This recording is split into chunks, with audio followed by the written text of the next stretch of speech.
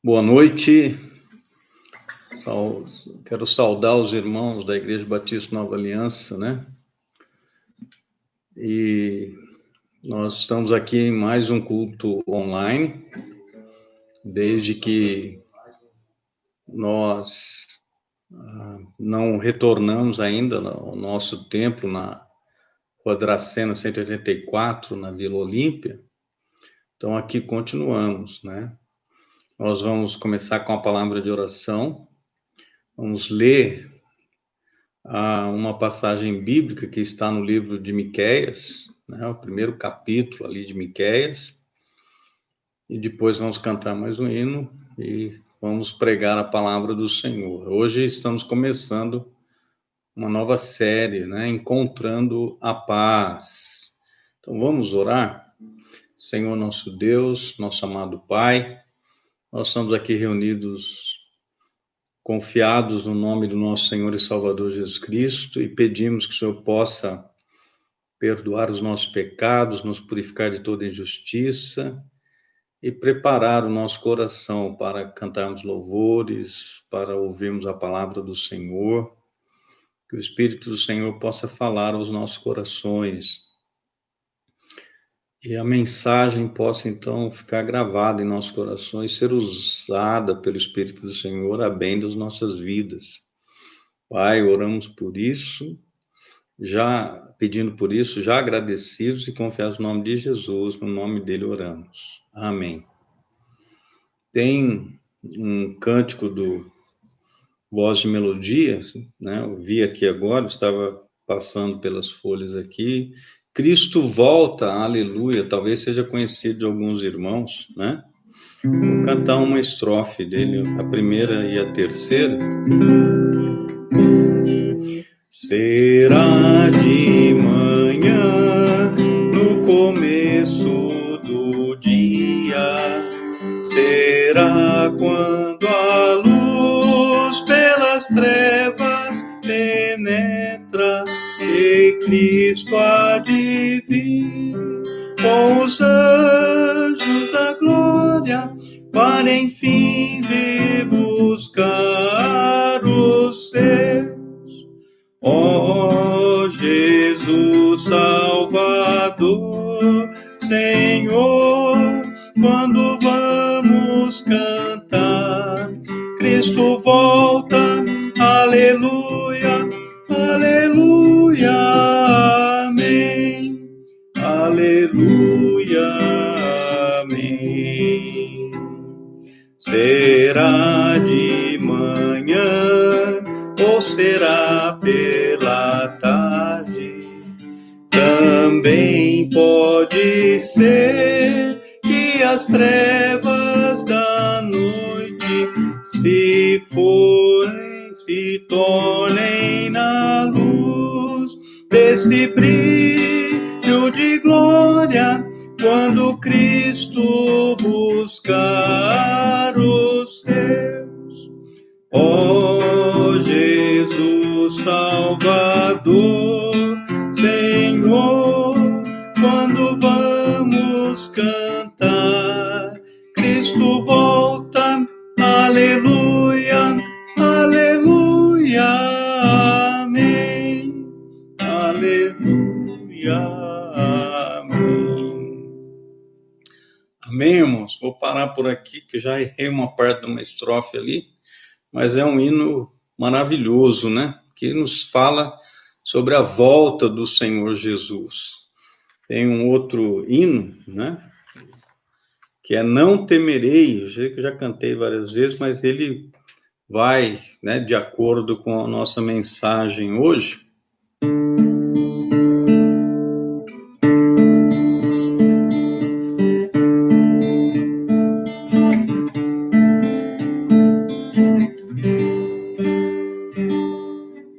Quando as sombras que a noite impõe vem trazer-me receio sem fim, não temerei, pois Jesus, o meu Rei, vem bem perto está de mim. Não temerei junto ao meu rei, nunca me deixa só aqui. Medo jamais, Ele dá paz. Não temerei com Cristo. Medos que vêm, coisas que eu não sei, que o futuro me pode trazer. Posso confiar, Deus poder vai me dar, eu nada vou temer. Não temerei junto ao meu rei, nunca me deixa só aqui. Medo jamais, Ele dá paz. Não temerei com Cristo. Rei é Jesus, Ele tudo conduz, dia e noite comigo está. Minha alma dei ao controle do Rei, descanso me dará. Não temerei junto ao meu Rei, nunca me deixa só aqui. Medo jamais, Ele dá paz. Não temerei com Cristo.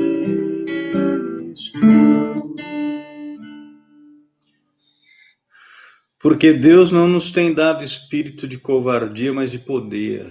Por isso o crente não teme, né? Porque Deus tem dado um espírito de poder. Tem um outro cântico antes da mensagem. Na verdade, eu vou ler agora o capítulo lá de Miqueias. Vou pedir para os irmãos abrirem as suas Bíblias em Miqueias. Nós vamos ler o capítulo 1. Palavra do Senhor que veio a Miqueias, morastita, nos dias de Jotão, Acás e Ezequias, reis de Judá, a qual ele viu sobre Samaria e Jerusalém. Ouvi todos os povos, presta atenção, ó terra, e tudo que nela há, e seja o Senhor Deus testemunha contra vós, o Senhor, desde o seu santo templo. Porque eis que o Senhor está para sair do seu lugar, e descerá, e andará sobre as alturas da terra. E os montes debaixo dele se derreterão, e os vales se fenderão como a cera diante do fogo, como as águas que se precipitam no abismo. Tudo isto por causa da transgressão de Jacó e dos pecados da casa de Israel. Qual é a transgressão de Jacó? Não é Samaria? E quais os altos de Judá? Não é Jerusalém? Por isso farei de Samaria um montão de pedras do campo, uma terra de plantar vinhas, e farei rolar as suas pedras no vale, e descobrirei os seus fundamentos. E todas as suas imagens de escultura serão despedaçadas, e todas as suas ofertas serão queimadas pelo fogo, e de todos os seus ídolos eu farei uma assolação, porque pela paga de prostituta os ajuntou, e para a paga de prostituta voltarão. Por isso lamentarei e gemerei, andarei despojado e nu, farei lamentação como de chacais e pranto como de avestruzes, porque a sua chaga é incurável, porque chegou até Judá, estendeu-se até a porta do meu povo, até Jerusalém. Não anuncieis em Gate, nem choreis muito, revolve-te no pó, na casa de Afra. Passa, ó moradora de Safira, em vergonhosa nudez. A moradora de Zaanã não saiu. O pranto de Bet-Ezel tirará de vós a sua posição. Porque a moradora de Marote sofre pelo bem, porque desceu do Senhor o mal até a porta de Jerusalém. Ata os animais ligeiros ao carro, ó moradora de Laques. Esta foi o princípio do pecado para a filha de Sião, porque em ti se acharam as transgressões de Israel. Por isso darás presentes a Moresete Gate. As casas de Aquisibe se tornarão em engano para os reis de Israel. Ainda trarei a ti, ó moradora de Maressa, aquele que te possuirá chegará até Adulão, a glória de Israel. Faze-te calva e tosquia-te por causa dos filhos das tuas delícias. Alarga a tua calva como a águia, porque de ti foram levados cativos. Deixa a sua Bíblia aí em Miqueias, né? Nós vamos voltar para o capítulo 1 aqui. Tem um versículo em Isaías 40, versículo 31, diz assim: os que esperam no Senhor renovam as suas forças, sobem com asas como águias. Quando a luta está travada, ventos fortes sopram em mim. Quando sinto-me cercado e a força chega ao fim, quando a vida destrói sonhos e os vales são reais, Deus me dá quando Ele clamo asas espirituais. Deus dá asas, qual águia, e renovam minhas forças para subir. Deus dá asas, qual águia, quando os passos me enganam e meus sonhos desmoronam, subem asas até o céu. Vamos, pois, correr pacientes, deixar fardos para trás, só olhar para o bom mestre, que é Jesus o guia assaz. Já correu nossa carreira, a vitória já alcançou. Ele agora chama os salvos, sigam-me, na glória estou. Deus dá asas, qual águia, e renovam minhas forças para subir. Deus dá asas, qual águia, quando os passos me enganam e meus sonhos desmoronam, subem asas até o céu. céus, subem asas até o céu. Difícil esse finalzinho, né? Você sobe em asas até o céu. Nós vamos para o nosso estudo, né? E ele tem uma pergunta aí. Como você responderá ao ouvir notícias más ou más notícias? Você já parou para pensar nas notícias más que nós ouvimos, que às vezes chegam? Tem um ditado popular que diz que a má notícia, ela voa rápido, ela chega rápido, né? Já pensou se alguém chegasse para você e dissesse assim, ó, sinto muito, mas você perdeu tudo. Ou talvez você ainda não pode se aposentar. Desculpe, mas o seu cartão foi recusado. Ou alguém chega para o cônjuge, né, e diz assim, ó, encontrei outra pessoa. As crianças estão comigo, mas não nos procure mais. Meu advogado entrará em contato.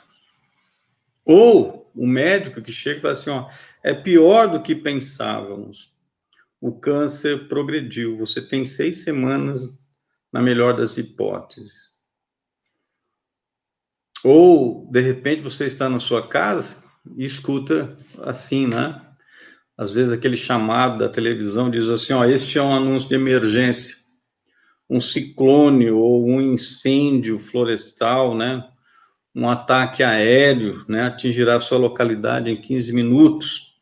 Todos devem evacuar a cidade imediatamente.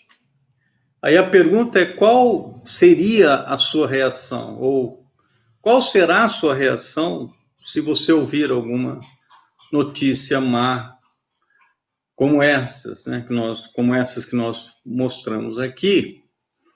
Algumas pessoas, talvez no primeiro momento, vão negar. Ah, isso não está acontecendo. Eu vou simplesmente ignorar isso. Outras pessoas, né, vão tentar fugir.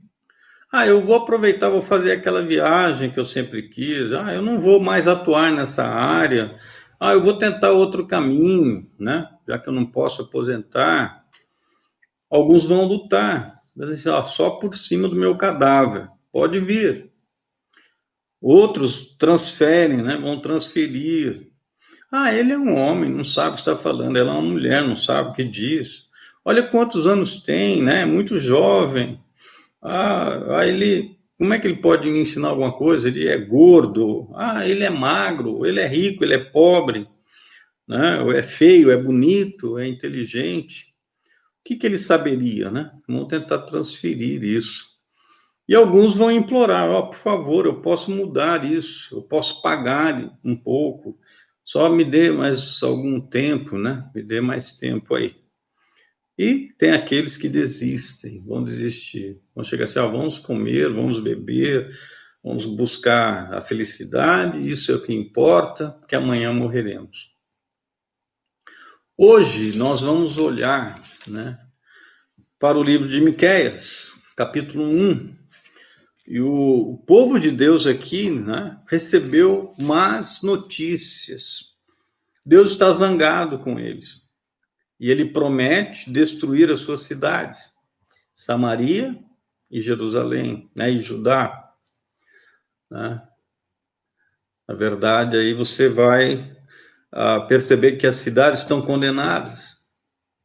E a pergunta, né, é, o que o rei Ezequias poderá fazer diante dessa profecia? Né? Quando você olha o livro de Miqueias, pouco se sabe de Miqueias, além do que pode ser aprendido aqui no próprio livro. E um versículo que está em Jeremias 26, verso 18, né?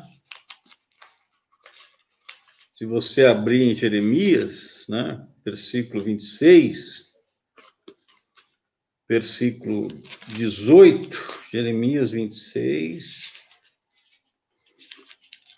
versículo 18, diz assim: Miqueias, o morastita, profetizou nos dias de Ezequias, rei de Judá, e falou a todo o povo de Judá, dizendo: Assim disse o Senhor dos Exércitos: Sião será lavrada como um campo, e Jerusalém se tornará em montões de pedras, e o monte desta casa como os altos de um bosque. Então, você sabe alguma coisa de Miqueias, ou no próprio livro, ou nesse versículo aqui em Jeremias? Ele era da cidade de Moresete, né? Provavelmente Moresete Gat, como está lá no versículo 14 do capítulo 1 de Miqueias, no sul de Judá. A profecia, né, ela atesta que a profunda sensibilidade de Miqueias aos males sociais dos seus dias, especialmente porque afetavam, né, os males sociais afetavam as pequenas cidades e vilas ali de sua terra natal. E ele profetizou em algum momento entre 750 a 686 a.C., durante os reinados de Jotão, de Acás e de Ezequias, como diz aqui o versículo 1, né? Que eram reis de Judá. Ele era, portanto, contemporâneo de Isaías, tá? Se você quiser depois olhar em Isaías, capítulo 1, versículo 1, com, né, aqui, Miqueias 1 e 1, ele, aqui no livro, ele previu a queda de Samaria. Olha lá o versículo 6 de Miqueias 1, diz assim: por isso farei de Samaria um montão de pedras do campo, uma terra de plantar vinhos, né? E essa queda de Samaria ocorreu em 722 a 721 a.C., tá? Isso colocaria o seu primeiro ministério e os reinos aí de Jotão, que foi de 750 até 732, e Acás, que foi de 735 até 718. Os reinados, então, de Jotão e Acás, eles se sobrepuseram, né? A mensagem de Miqueias aqui reflete as condições sociais anteriores às reformas religiosas de Ezequias, porque Ezequias fez as reformas religiosas em 715 até 686. E você olha para o ministério aqui de Miqueias, né, provavelmente caiu no período entre 735 a 700, tá? Contexto histórico, eu vou pedir a sua paciência, né, porque nós vamos ter que tocar nisso aqui. O pano de fundo do livro é o mesmo que o encontrado aí nas partes anteriores de Isaías, embora Miqueias não exiba aí o mesmo conhecimento da vida política de Jerusalém como Isaías, né, fez. Talvez seja porque ele, como Amós, era de uma vila em Judá. Então, Miqueias não tinha aquele conhecimento todo assim, né, porque a vila dele era uma vila pequena. Veja que Israel ele estava em uma condição apóstata, estava longe de Deus. E Miqueias previu, então, a queda da capital, Samaria, e também predisse aí, né, a inevitável desolação de Judá. Alguns eventos aqui históricos ocorreram. Em 734 até 732 a.C., Tiglat-Pileser III, ou o terceiro, né, da Assíria, ele liderou uma campanha militar contra Arã, né, que é a Síria, a Filístia e partes de Israel também e de Judá. Então você vê aqui que Asquelon e Gaza foram derrotadas. Judá, Amon, Edom e Moab prestaram homenagem ao rei assírio ali. Israel, né, também não se saiu tão bem nessa campanha aí. E de acordo lá, não vou ler, mas 2 Reis, capítulo 15, verso 29, né, o reino do norte perdeu a maior parte de seu território, incluindo aí Gileade, né, e grande parte da Galiléia. Damasco caiu em 732 e foi anexado ao Império Assírio. Aí, em 722 até 721, Samaria caiu e o Reino do Norte foi conquistado pela Síria. Em 712, o rei Sargão II da Síria capturou esqueci o nome da cidade, mas ele faz uma captura ali. Acho que está em Isaías 20. Deixa eu olhar em Isaías capítulo 20. Se você tiver com a sua Bíblia aí, quiser olhar, capítulo 20, versículo 1. Sargon, no ano em que Tartã, enviado por Sargon, rei da Síria, veio a Asdod e guerreou contra ela e a tomou Asdod, né? Então, em 701, Judá se juntou a uma revolta contra a Síria e foi invadida pelo rei Senaqueribe e o seu exército, embora Jerusalém fosse poupada. Agora, voltando para Miqueias, o capítulo 1 de Miqueias é um aviso de que Jerusalém e Samaria e os arredores também serão destruídos. Samaria era a capital do reino do norte de Israel. E Jerusalém era a capital do reino do sul, né, de Judá. O reino do norte ele tinha uma longa história de adoração de ídolos. Era um reino de Israel, dito povo de Deus, mas que era um povo idólatra, que estava envolvido na desobediência. Para você ter uma ideia, nos 210 anos que o reino do norte existiu, eles não adoraram adequadamente. Nenhum rei sequer, né, seguiu as leis do Senhor. Quando você olha, você vê que todos eles decidiram que seria melhor adorar estátuas de bezerros, né, que eles esculpiram ali, em vez de adorar o Senhor em Jerusalém. E os profetas, começando com Amós, né, você tem Amós e Oséias, eles imploraram que eles se arrependessem, mas eles não se arrependeram. Embora os profetas exortassem aí Samaria e os reis do norte a se arrepender, eles não fizeram. Aí você olha Jerusalém estava um pouquinho melhor, mas não muito. Jerusalém, ela teve a sua parte dos reis sendo rebeldes, sendo desobedientes, né? E se a cabeça, alguém disse, se a cabeça fede, quanto mais a cauda, né? Ou seja, se o rei se rebela, quanto mais o povo. Então, Jerusalém enfrentava o mesmo perigo que Samaria, o perigo da destruição. E o que nós temos agora aqui é uma coleção de profecias dadas ao reino do sul de Judá, né, Jerusalém, e elas são colocadas em um único livro, aqui, livro de Miqueias, mas foram dados em momentos, elas foram dadas em momentos diferentes, né, na vida do profeta. A primeira aqui em 723 a.C. E nós vamos dar uma olhada nisso agora. Primeiro ponto que eu gostaria de destacar com você é a visão assustadora de Miqueias. Olha os versículo 2 a 4 aqui do livro de Miqueias. Ouvi todos os povos, presta atenção à terra e tudo que nela há, e seja o Senhor Deus testemunha contra vós, o Senhor desde o seu santo templo. Porque eis que o Senhor está para sair do seu lugar e descerá e andará sobre as alturas da terra, e os montes debaixo dele se derreterão, e os vales se fenderão como a cera diante do fogo, como as águas que se precipitam num abismo.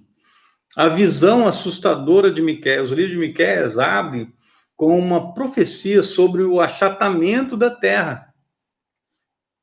Quando você olha para a cidade de Jerusalém, né, Samaria, elas foram colocadas em montanhas. Não eram montanhas altas como Everest, né, como o Chimborazo também, né, que é um outro monte aí, uma montanha, mas elas são mais como colinas.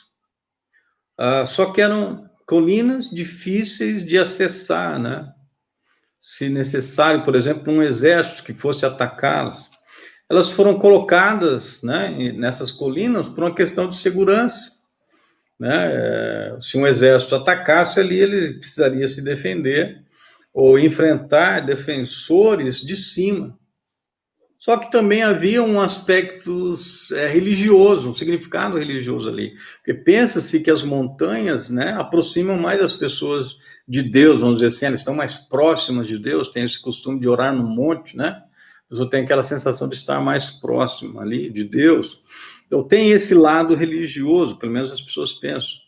Você já viu como as pessoas constroem igrejas, por exemplo, em uma colina? Um lugar alto, né? Todas as pessoas podem ver a igreja ali, né?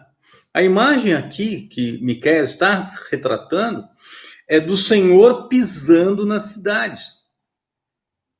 Ou seja, ele sai do seu palácio, o céu, e ele pousa no que nós pensamos serem montanhas altas, e ele esmaga, ele as esmaga, né?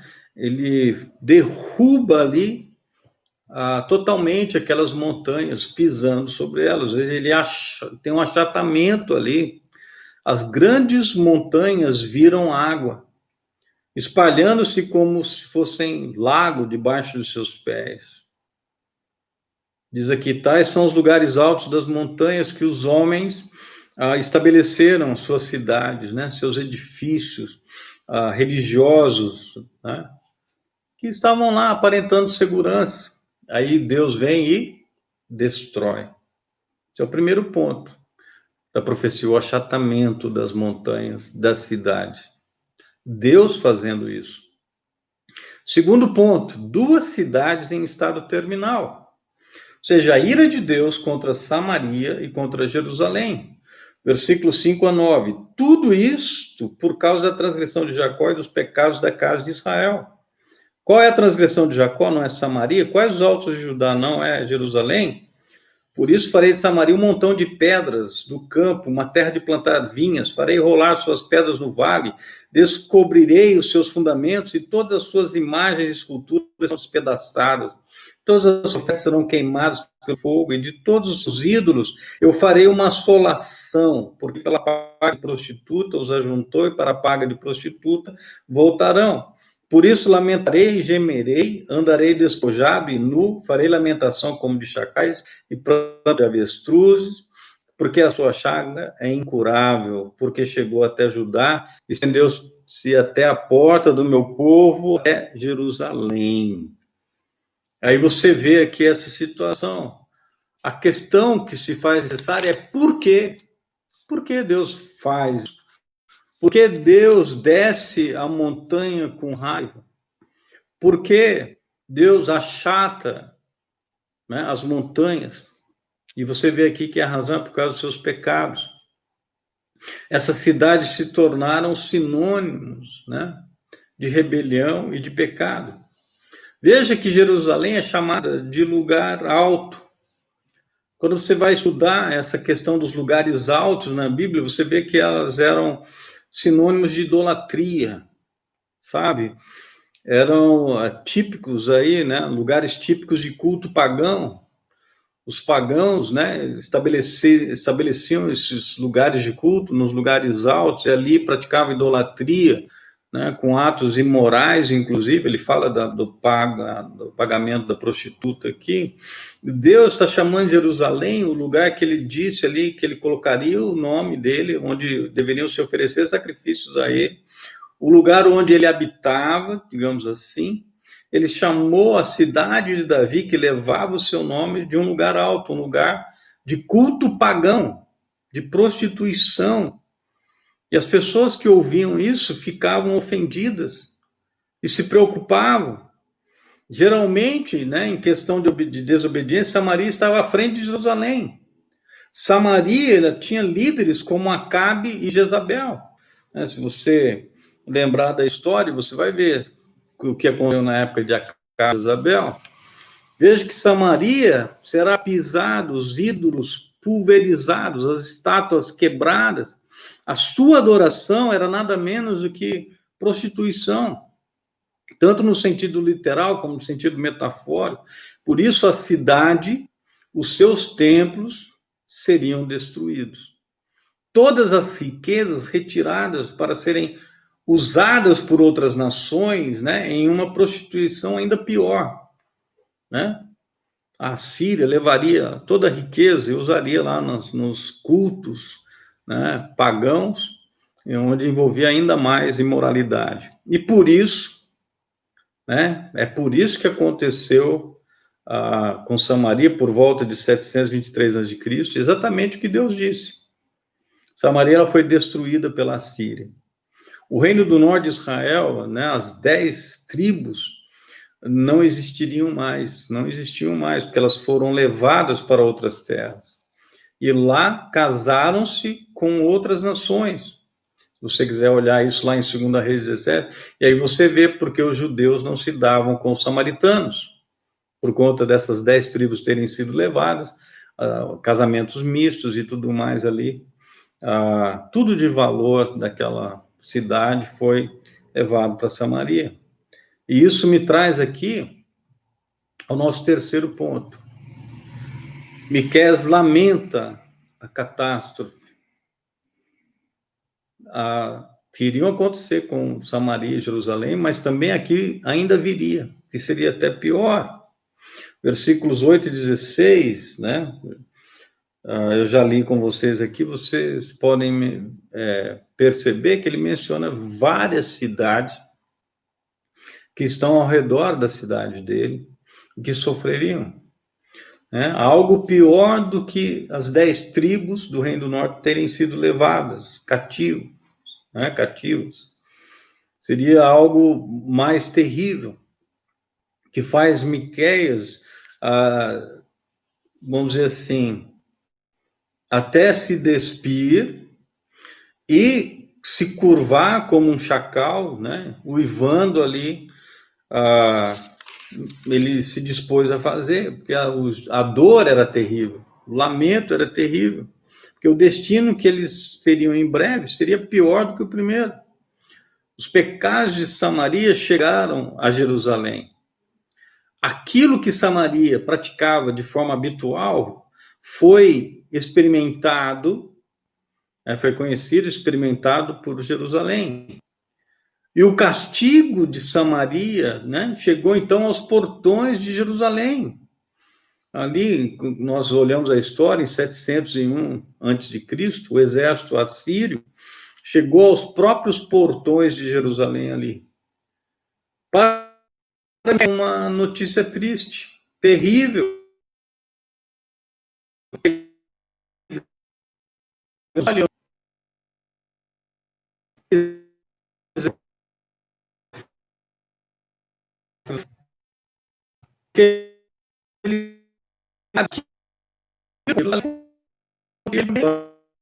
Mas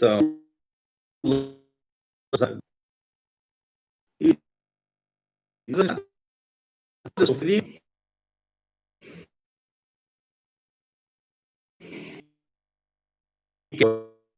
pessoas de Jerusalém,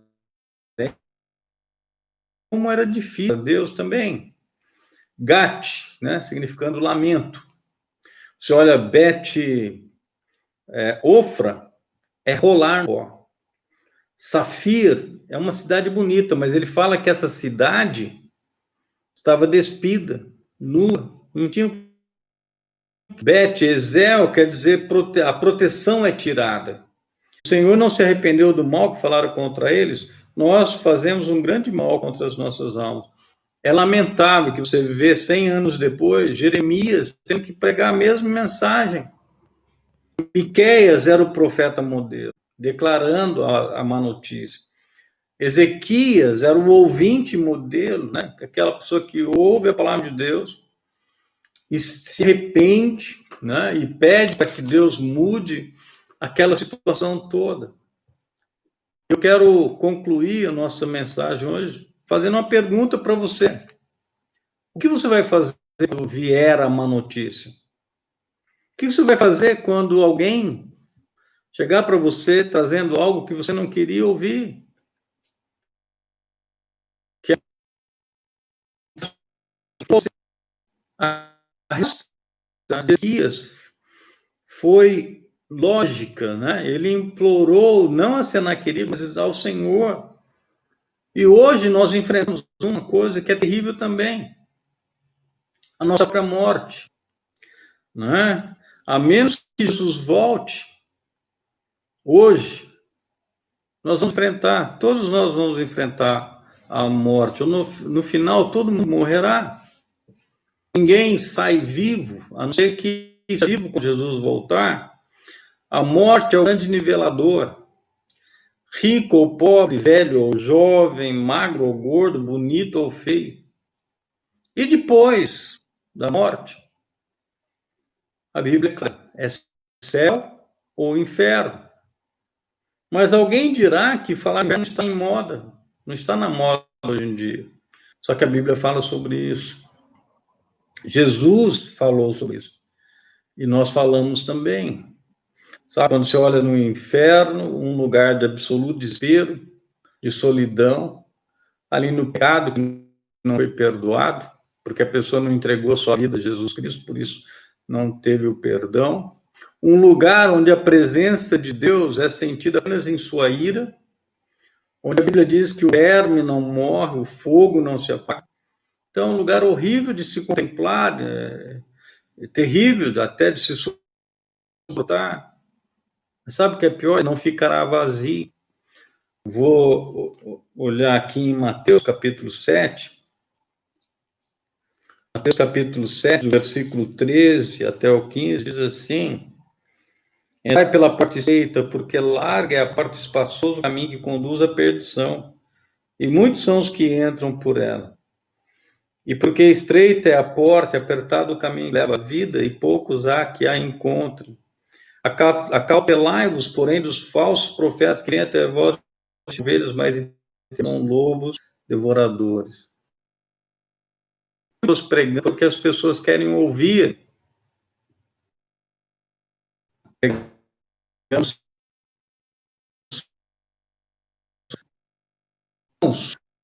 a verdade, que Jesus disse: eu sou o caminho, a verdade, a vida.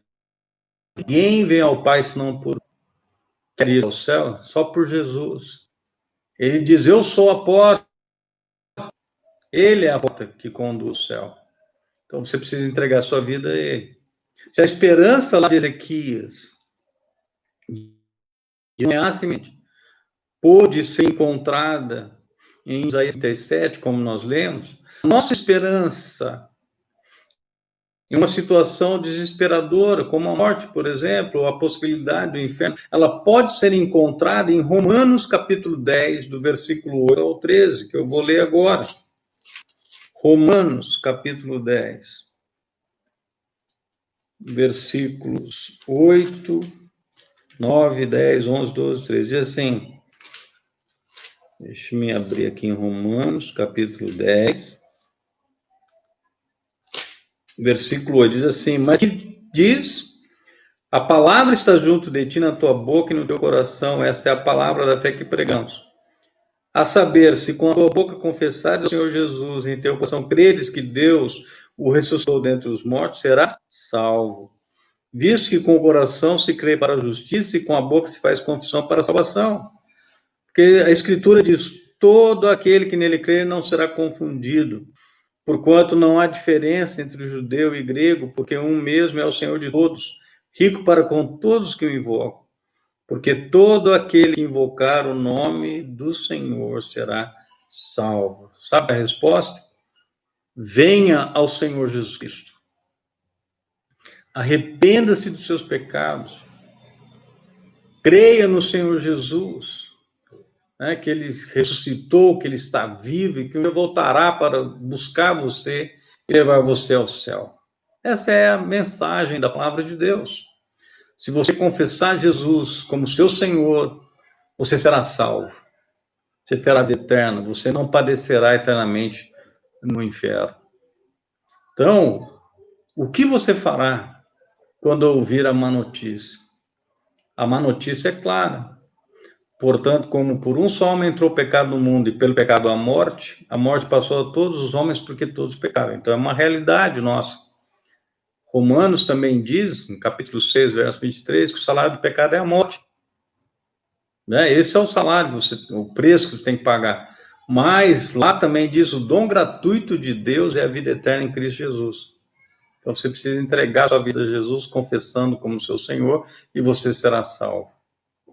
E sabe, quando você descobre isso, você começa a receber aquela paz. A Bíblia diz, né? Justificados pela fé, temos paz com Deus. Aqui em Romanos mesmo você encontra essa verdade, né? Versículo 1 do capítulo 8 de Romanos, por exemplo, diz assim, ó, portanto, agora nenhuma condenação há para os que estão em Cristo Jesus, que não andam segundo a carne, mas segundo o Espírito. Mas veja, nenhuma condenação há para os que estão em Cristo Jesus. E o versículo 1 do capítulo 5 de Romanos diz, tendo sido, pois, justificados pela fé, temos paz com Deus por nosso Senhor Jesus Cristo. Quer encontrar paz? você encontra em Jesus. Nos próximos domingos, nós vamos continuar estudando o livro de Miqueias e ver como nós podemos encontrar essa paz, né, que é verdadeira, não é superficial. Aquela paz que às vezes nós nem conseguimos explicar como, mas nós experimentamos e sentimos em nossa vida. Jesus veio para justificar, para fazer com que você possa ter paz com Deus. Você precisa entregar a sua vida a Ele. Nós vamos terminar com a palavra de oração. Senhor nosso Deus, nosso amado Pai, somos gratos pelo profeta Miqueias, pela maneira como o Senhor o usou ali com o seu povo, e como nós podemos aprender com ele, como nós podemos ter paz em nossa vida. Aplique, Senhor Deus, a palavra do Senhor como é do agrado do Senhor em cada pessoa que ouviu. E nos ajude, Senhor Deus, a levarmos essa mensagem às pessoas que ainda não a ouviram, para que elas possam ter paz também. Nós oramos por isso. Desde já nós somos agradecidos e confiados no nome de Jesus. No nome dele oramos. Amém. Quero deixar aqui meu boa noite a todos. Estamos ansiosos, né, pelo momento que nós vamos poder congregar novamente ali no templo da Igreja Batista Nova Aliança. Fica aqui o convite para que quando nós retornarmos ali na Rua Dracena, 184, na Vila Olímpia, você possa estar lá conosco também, se Deus assim tocar em seu coração. Amém? Deus abençoe a todos.